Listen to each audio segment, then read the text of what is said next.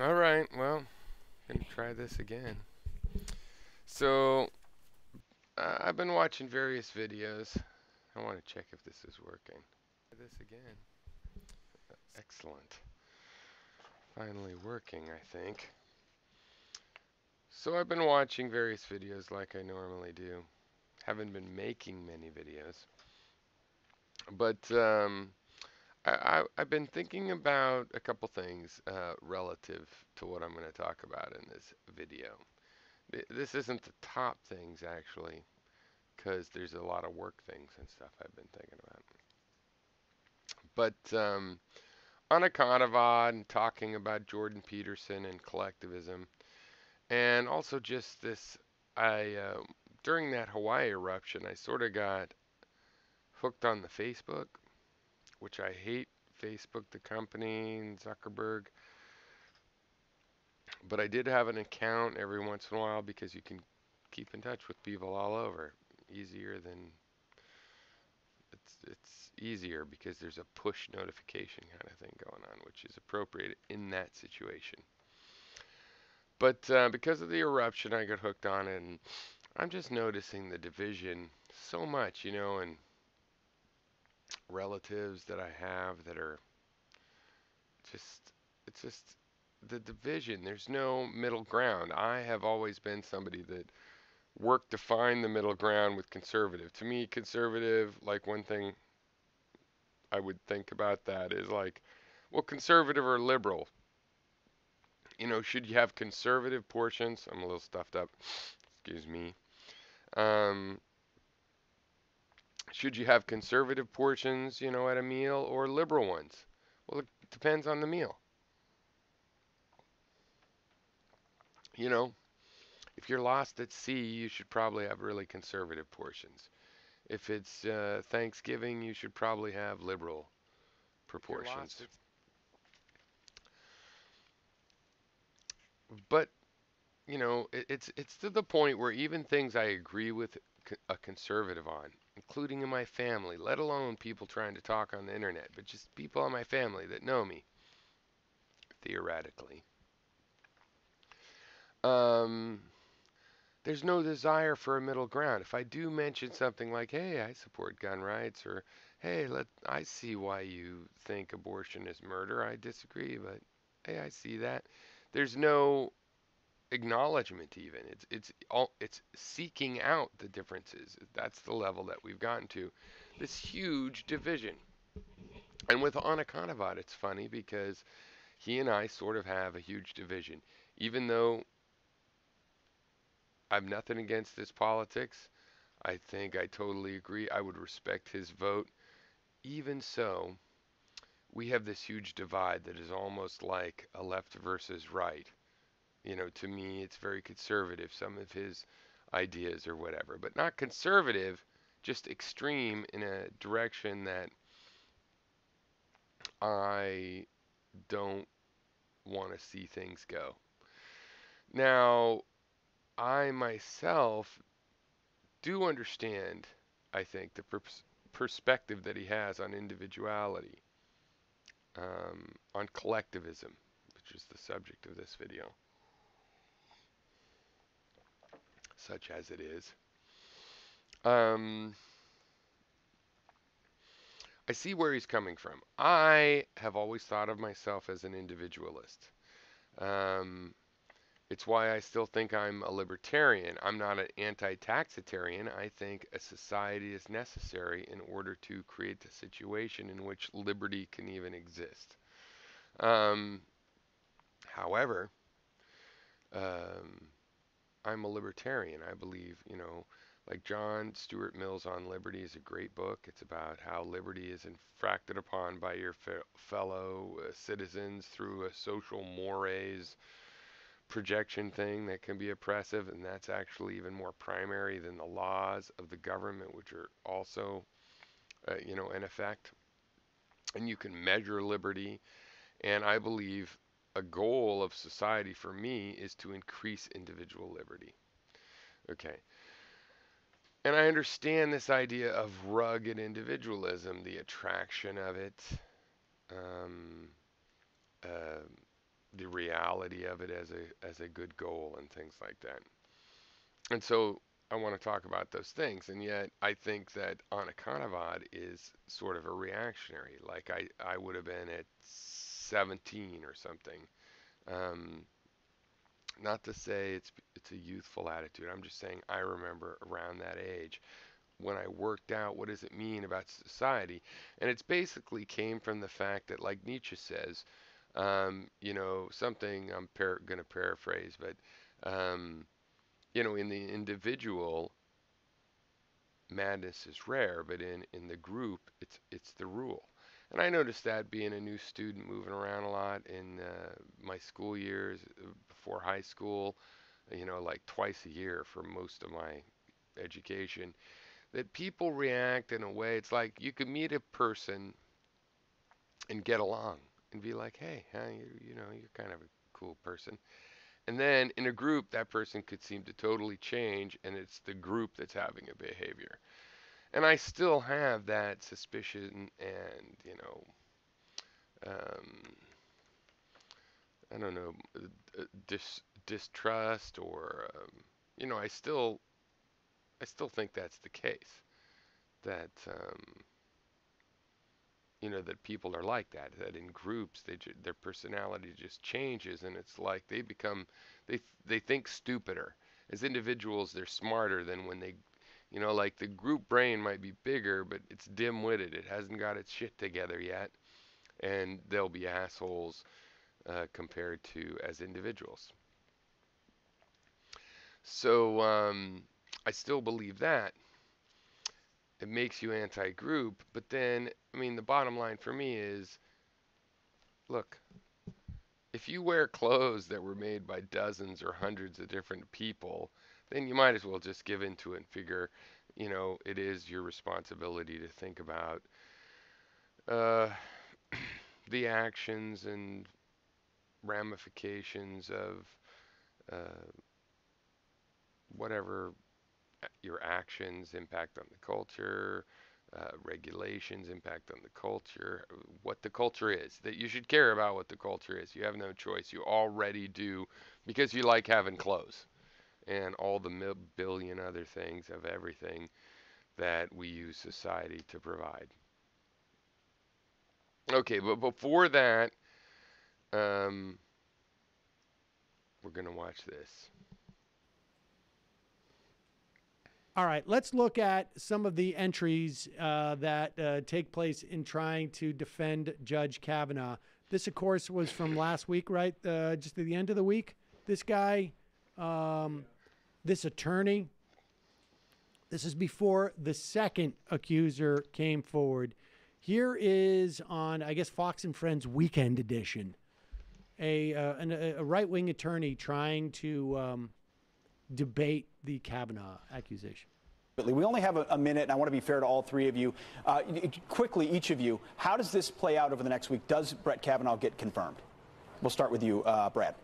I believe the judge will be confirmed. This is an act that alleges to have occurred when he was a juvenile, and fundamental to our system of juvenile justice is rehabilitation. And for him to have rose to this level, to be nominated to the Supreme Court, suggests that he's been rehabilitated, if in fact it is true. First off, this is, we'll get to the circular reasoning in a moment. Let's just take the low-hanging fruit.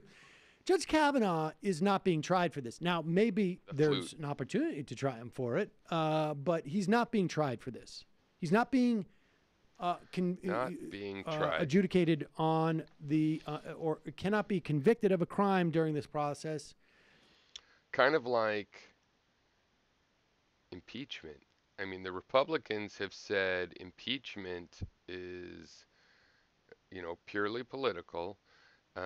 Kavanaugh himself says you shouldn't even investigate a president anymore. I felt different when I worked on the Starr Commission, but hey, the Starr Report. But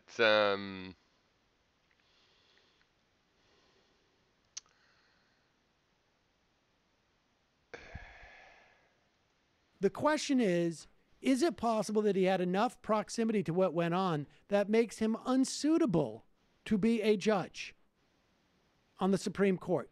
Period. End of story. But the idea that there was no accountability for him as he moved through this process. Remember, after clerking and his mentor has had to leave the judiciary over sexual harassment claims, the idea that he could get through there becomes evidence in and of itself that he's righteous. Right? I mean, this is the way it works in the conservative mind. If you're rich, it's because God deemed it that way. And God would never deem a immoral man rich, so you must be moral as well. It's the same calculation. If you've achieved this amount of success, could you become a Supreme Court justice if you had done something like this? Like, could you become president if you had done something like this? Good point. Obviously not. It's like The Secret. Like, it's such a bullshit interpretation of Christianity. Totally. And it's all about redemption. And it's all about this Christian worldview that, like, the children are innocent. So innocent that nothing they do can be held against them. Unless they're black.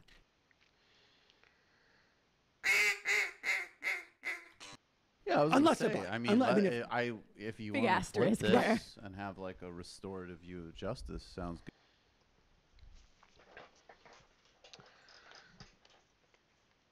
I mean, the conservatives are so upset when we call them deplorable. We, as if I'm part of the Hillary, but, you know, she nailed that one. Except for she said only half of them were deplorable.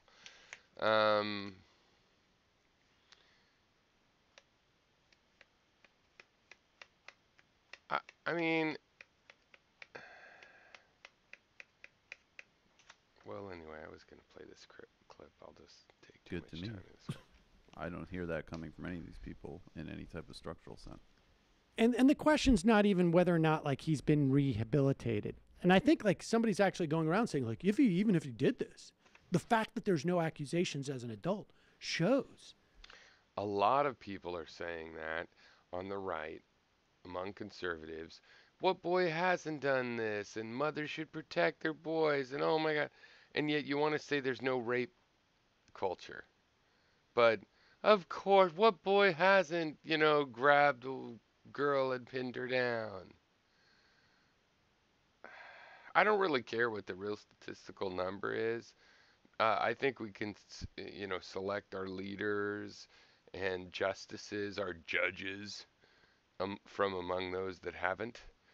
Now, it doesn't mean that he did it. I don't necessarily automatically believe all three women. But he was a little frat boy prep school kind, so that's not helping him out in my guess. I'm his age. All of the kids that I knew from prep school, which was a few, totally partook in this kind of thing. Now, does it mean he couldn't be forgiven of it? No, I think he could. I don't think Al Franken had to resign. That's worthy of an apology. And even if the apology isn't enough, you can give the apology and be sincere and see how it works out. I mean, if you say, "Oh, what are you talking about? It was the 80s, punk rock, got drunk, I was an asshole, I've learned better, here's my experience," I would overlook stuff like that. All the rest of his, the way he acts as a judge and Republican operative would tend to make me lack sympathy and not want him to be a justice. But on the single issue of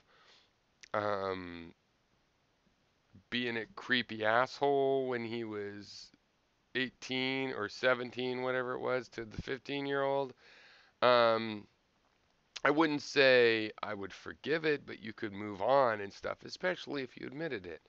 And the idea that the deplorables don't want to hear about rape culture or don't want to hear about teach boys not to rape, and then they admit that they know, well, this is just totally common.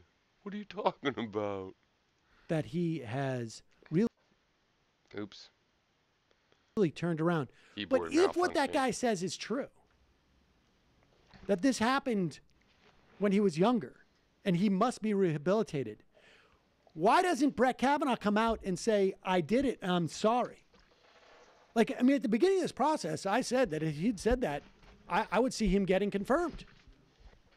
And there being an argument to confirm him, at least in terms of that. I think there was a lot of other problems with Brett Kavanaugh that we don't talk about anymore. Never mind the fact that, like, all his huge personal debt seemed to go away in the 6 months tickets. before. Yeah. But, I mean, putting that aside, how can you say that it's irrelevant because it happened when he was a kid when he's saying it never happened? They still don't have their strategy straight. They don't. They do not. Or they just don't care because they think they have the power to push this through. I think they just don't care. They assume they have the power. They just don't care. They just don't care. And I bring you a supposed CNN focus group of women, 5 women, brought together to talk about Kavanaugh. Now, I want you to hear this, and I want you to know that CNN said this was a focus group. What's the point of a focus group? To get the sense of how Republican women at large, in general, are perceiving this. We're going to take a sample, sort of a random sample, socialist, of liberal Republican women CNN. to get a real sense of what's going on in the Republican. That's the way they branded this segment. That's the way they led into this segment. Let's hear from these women, and 2 or 3, I think, are women of color. Let's listen to this segment. A show of hands, how many of you believe Judge Kavanaugh when he says this didn't happen? I believe him. Believe him too. I do believe him. I believe him. How can we believe the word of a woman or something that happened 36 years ago when this guy has an impeccable reputation? Pause it. That is Lourdes Castillo de la Peña. She is a Republican voter. How can we believe the word of this? There was nobody that has spoken ill will about him. Everyone that speaks about him, this guy's an altar boy, a scout. He's, because one woman made an allegation. Nobody has spoken against him except the people that have. It's a weird. See, this is what I'm talking about, the division. Like, how can you find a middle ground with people that say there's 1 or 3 accusers, therefore nobody? No, that's 3 people. You could say only 3. Go ahead and say only 3 or whatever, or only 1 when it's 1, and but it's like, I asked somebody that I know in real life here that's Trump sympathetic, kind of embarrassed, I think, but wants to defend Trump. Thinks a lot of conspiracy theories about Obama and Hillary and the Clintons. But if you ask them about, it's always, there's no evidence for something that has some evidence. It's like, hey, maybe there's a little evidence. But when it's the other way around, of course, they don't even need evidence. So the division is so big because there's no middle ground when you're not going to admit that, hey, you want Kavanaugh because, yeah, I hope he overturns Roe v. Wade that I've been bitching about for years. Hey, that's not going to be a surprise to me. Go ahead and admit it. I like legal immigration, but I don't like chain migration, which is legal immigration. Why not just say you want to reform the way legal immigration, even legal immigration is fucked up, you would say. I don't get it. It's like, and if you won't even admit where you're really coming from,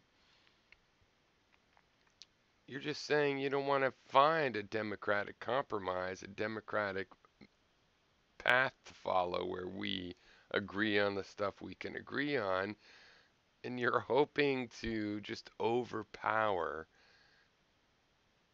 the more liberal or progressive or whatever you want to call it perspective. And I'm hip to that. This trying to find some common materials from which to build It's just not working out. And okay, it is either we build things my way and you get shit all, or vice versa, and I vote my way then. It's so frustrating because you can actually be forced into a no compromise situation by the lack of the other side to want to find any compromise. Sorry, I don't buy it. But in the grand scheme of things, my goodness, there was no intercourse. There was. I mean, I don't even know if I talked about it, but the whole thing of like boys will be boys. And there's a rape culture, but no, it's not a rape culture. It's just boys will be boys is what we call it. Maybe a touch. Pause it. This is Irina Villarino. She is a Republican voter. That's the way she's ID'd. Really? 36 years later? She's still stuck on that? Had it happen? I mean, we're talking about a 15-year-old girl, which I respect.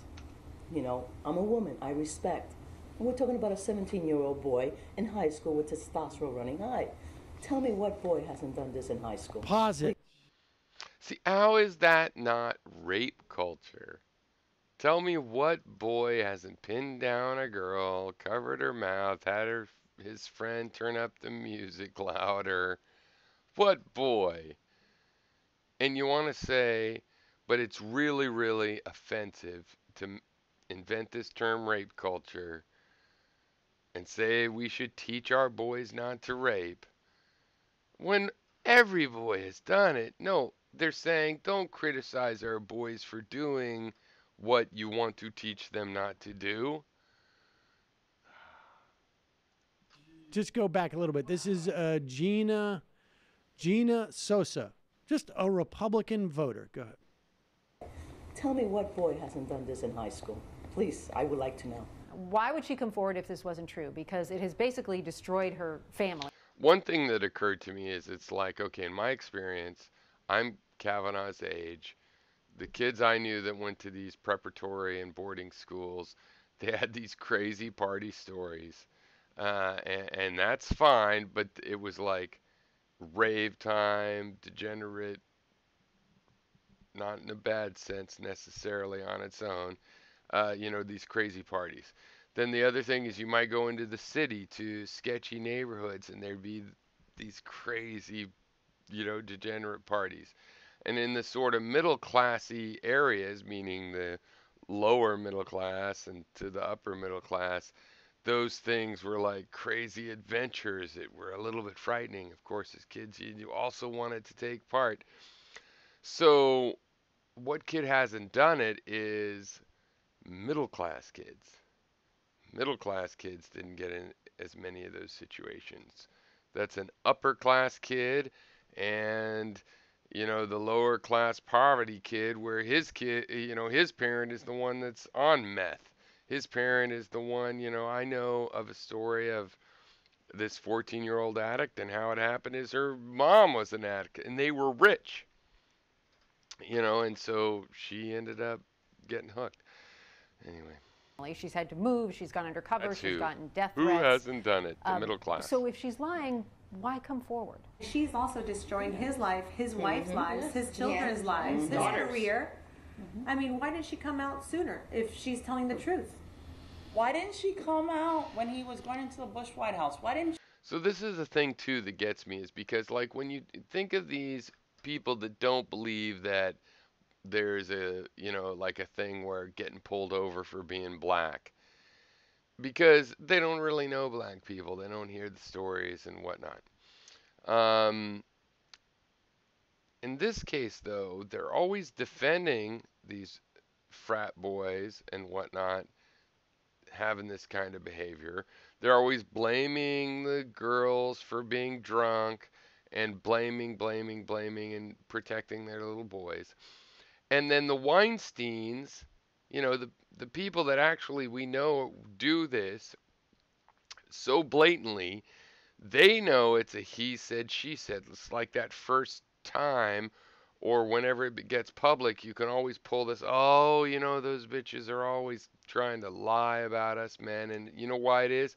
It's not because I grabbed her titties or forced her to have sex. It's because I didn't.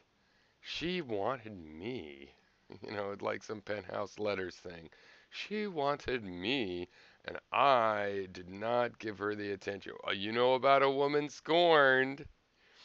They know full well why this stuff doesn't get reported. They know full well, and they exploit it, and then they defend it.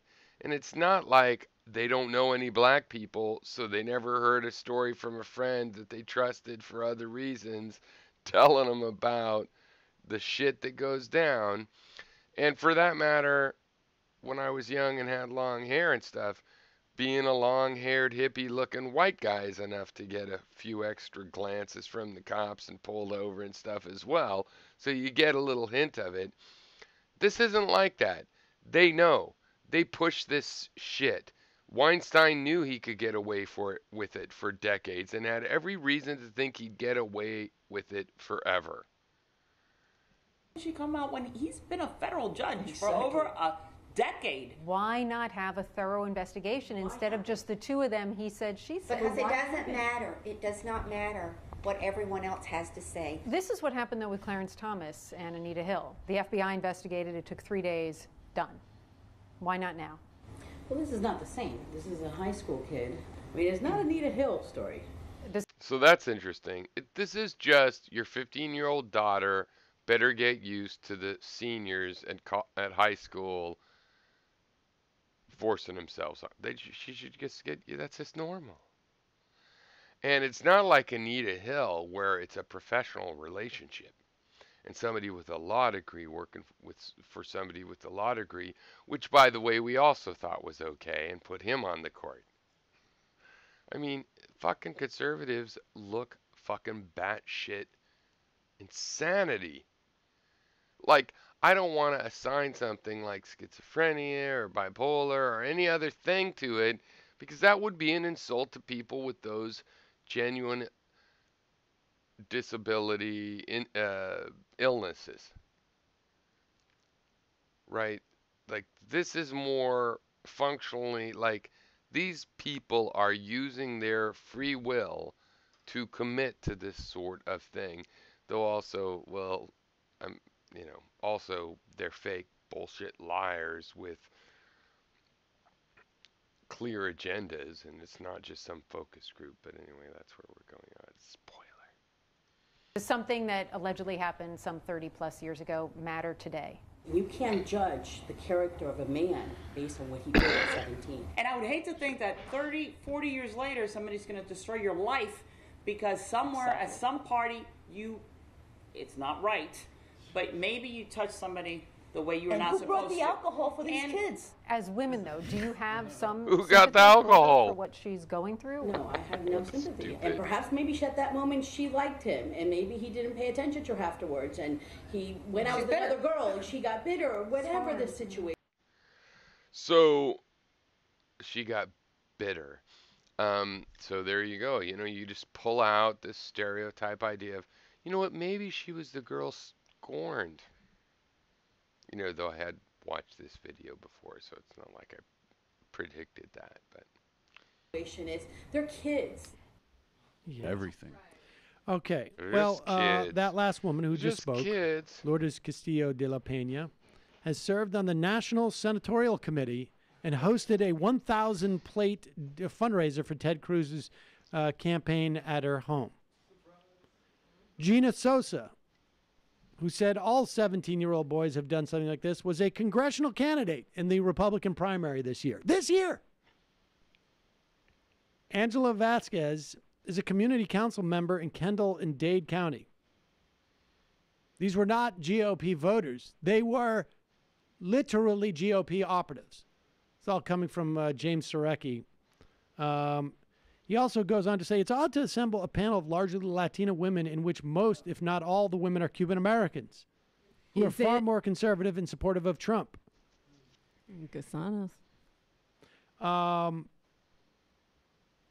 So, first off, it's fine to say, here's a focus group of female Republican operatives. Here's a focus group of To get a professional sense- Cuban political operatives who are female and Republican. Let's get a sense of what the Republican establishment, the female Republican establishment, thinks about this. But to pretend and brand it as a focus group of and just this Republican is CNN. voters They're fucking, of course, they're practically lie. communists. Did CNN get punked here? Like, what's going on? It's weird. It's like CNN's laziness and wanting to act like, yes, we're getting it out in the community to hear what the community thinks. But they have these people in their Rolodex, right? That's where the laziness comes in. And these people, yeah, they want to be, I guess, I don't know. Do they want to be identified as Republican operatives? I mean, no, they want it to make it. They want to look like we're just average. We're just average women. We don't have a have a huge agenda here. We're just average women. We just go by. Okay, that's enough. Okay, so the basic thing with Antekantevada is that, you know, the idea is he's talking about various things, and I'm gonna skip a lot of things, especially that I agree with, and I'm gonna focus in on the stuff I disagree with a little bit. The video has been long enough to not push it too much further. But it's the idea of the collective. As I say, I consider myself an individualist. I am a progressive libertarian.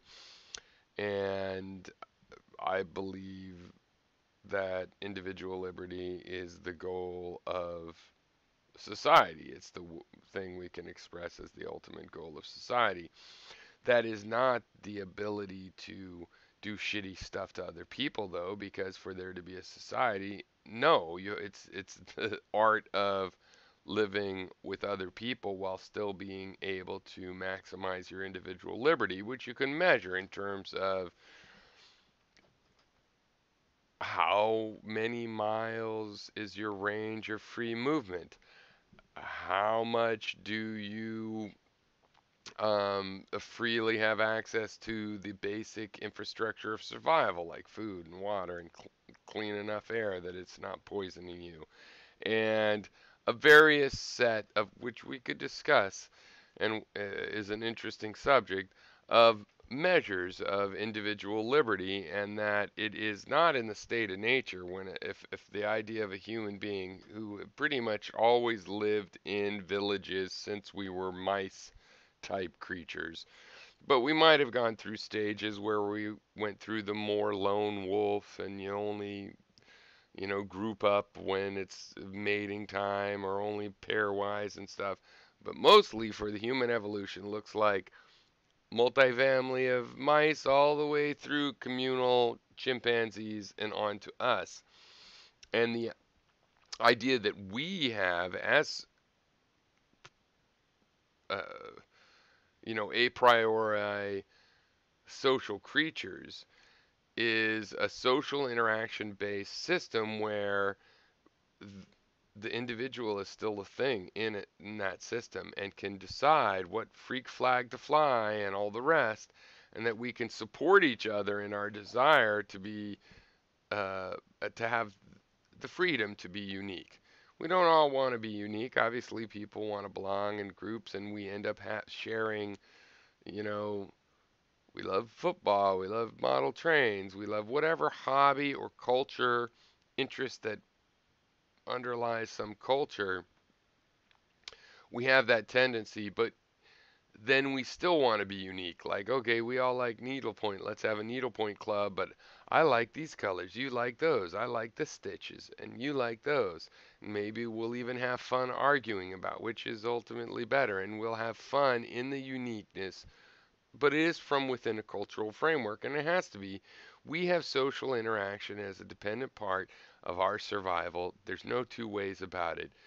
And just stop wearing clothes made by other people if you want to make a video trying to convince me otherwise. Okay? Antekantevada talks about the Western, at least the reputation. I'm not sure he's really saying that Western civilization is this way, but it has given itself a reputation of being individualistic. I think there is some truth to that. I think there's also some validity to going, hey, maybe it's just you know, you're fronting, you're acting this thing out, because I don't think it's super well understood yet. But there's some truth that we wanted to have that kind of society where the human individual is not just a corpuscle, a cell, or a gear in a machine that is ultimately controlling them. I think that's true, but the thing is, the society creates a domain, a big blank slate. It's not blank because, for example, there's enough food and water for you to survive. But it's blank in that even if a piece of paper has a blue tint, it's still blank. It's the evenness of your ability to move and make individual action decisions, right? So we have a thing with the conformist versus the nonconformist, right? And I'm still a part of this attitude of individual ideals that is persisted is I still do have bad feelings towards the conformists. All right. And I prefer the nonconformists, which is one reason that I like people that might, categorize as crazy because at least they're unique and nonconformist. When they're conformist crazy people, I especially dislike them. It's the conformity I have a negative reaction to. But another thing I realized in my 20s, and I'm 50 now, is that the conformists are going to have their way too. The conformists that like it, they're going to continue conforming. They're going to create an organism. Human beings are going to become cells, these conformists, of a big body.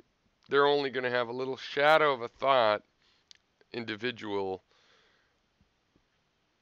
in terms of individuality, I guess is the way to put it. It'll be like a faint compared to me. They're going to have a lot of their thought on how to keep up with the Joneses and have the best fashion and keep up with trends and things like that. And sometimes they'll have a trend that I'm like, oh, interesting. And they'll have a lot of fun. They'll be doing some popular fad type, the mystery parties or whatever together. And they really will bond and have a good time of it. And I'll be like, I can't keep up because I don't care about the trendy part, so I can't adopt something quick enough to take part in that. They're conformists, and there is a positive side for them, whereas I wouldn't like it. I don't enjoy it. And for a more individual path, they wouldn't enjoy it. And both of those paths are going to continue. And if you look at the human body, by biomass, it's mostly the genetically related colony of cells. That's the biggest massive that takes up the most biomass. But if you counted the individual cells in your body, there's more alien cells that are not genetically related to you, that are symbiotic with you, living in you. And that's what I see happening in society. We will have a large number of individuals, but essentially they'll be smaller. They won't be the wealthiest, fattest individuals in the society, but they'll have a greater free range of motion and basically more of what they want. And so the final thing here, to wrap it up again, if Antekantevada, if you watch this, is that of course you should think about the whole system. You should think about all the relationships. You yourself are a relationship of contradictory sometimes and differing willpowers and things that you want that may or may not contradict. The fact that they can contradict shows how different they can be, but often they're just in slightly different directions or from different directions towards the same goal. And you're this community.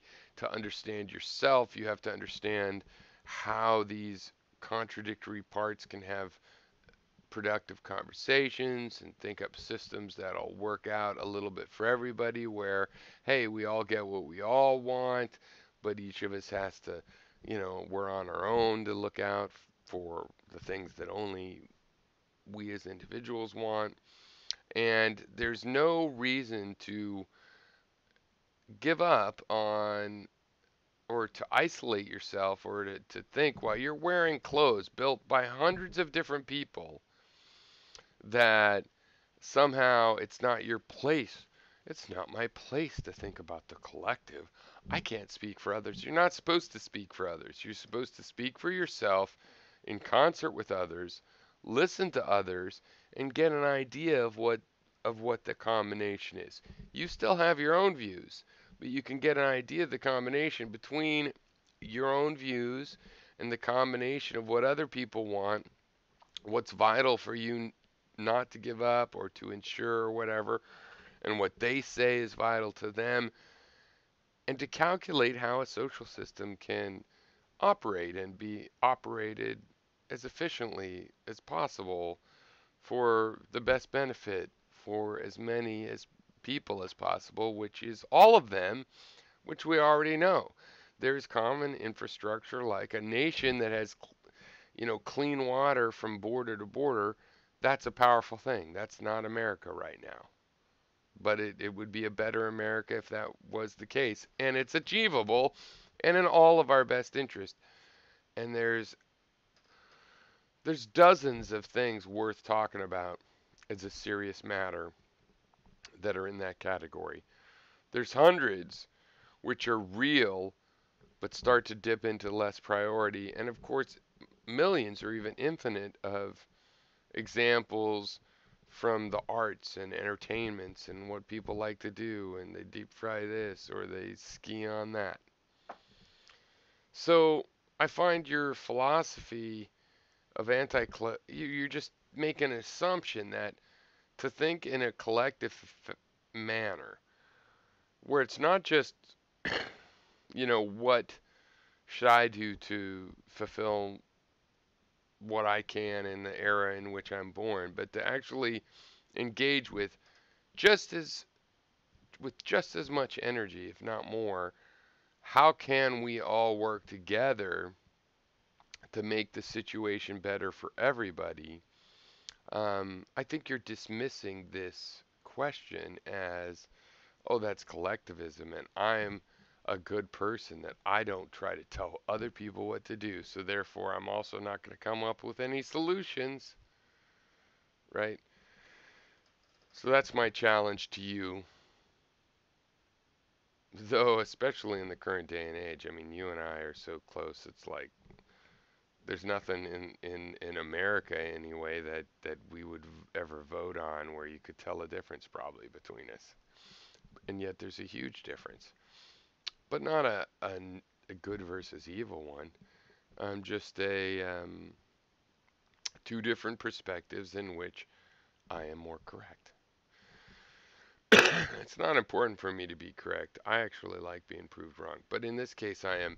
You have a decent individualism, an Antekantevada, and a skepticism that just errs on the side of, look, just like you have to accept that you're an individual making decisions, whether there's really free will and really decisions or not, you are part of a society.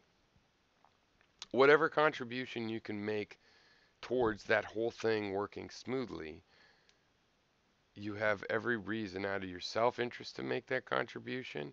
And I think, though it's harder to argue for, an obligation. But regardless of the obligation, it's in your best interest to admit the reality of you're wearing clothes made by hundreds of people, so it might matter what conditions those people work in to make those clothes and everything else that's connected, whether they have fresh water or not, and so on and so forth.